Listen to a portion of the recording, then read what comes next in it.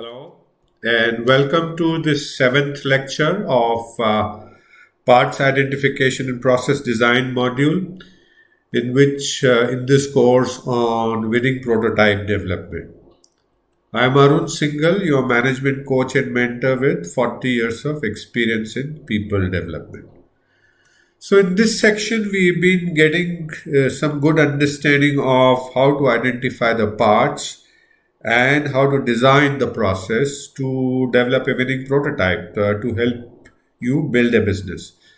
And so far, we have evaluated the product design, finalized the product specifications. Using QFD2, we have determined the process requirements.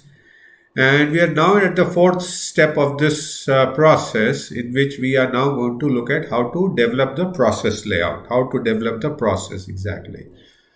So, how do you think we can go about developing a process layout? Given that we have the process requirements identified, we know what are the priority processes in rank order to meet the final specifications to deliver the CTQs for the custom requirements. So, it's a long chain that we have come through the final process requirements. So before we go into that, let's understand there are three types of process layouts that we can do. And we will talk about in little more detail in the next couple of slides.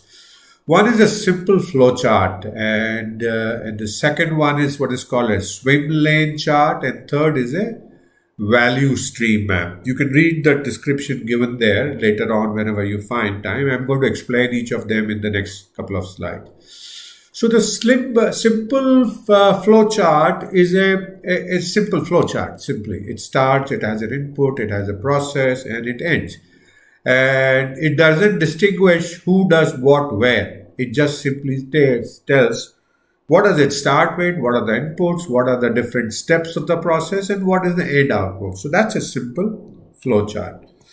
Then there is a swim lane chart, which is an advancement over the simple process chart, and in which what we do is we categorize, we build different lanes. As you see, there are 5 lanes here, and those lanes typically are the responsible people, the departments or the people or the functions who are responsible for carrying out the various steps in the process. So this makes it little more clearer than compared to the simple process chart, in which in this swim lane chart we have the responsibility of carrying out those process steps of those decisions very clearly laid out. So this is how a swim lane chart looks. The last one that I'd like to take you through is the value stream map.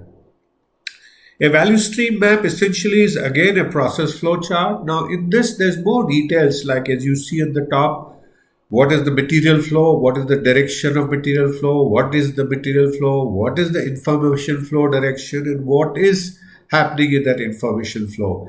And apart from mentioning the various steps of the process, as we do in the previous two versions of the process maps, here we also have the lead time mapped out very clearly. What is the time taking?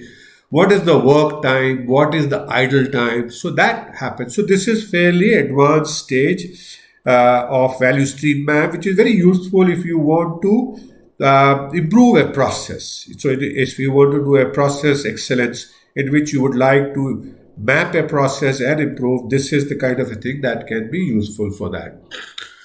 So having understood that, let's see how does a swim lane chart for filter element manufacturing looks like, because that we have seen was the most important element in terms of product requirements, and we had developed those process requirements in the last QFD, right?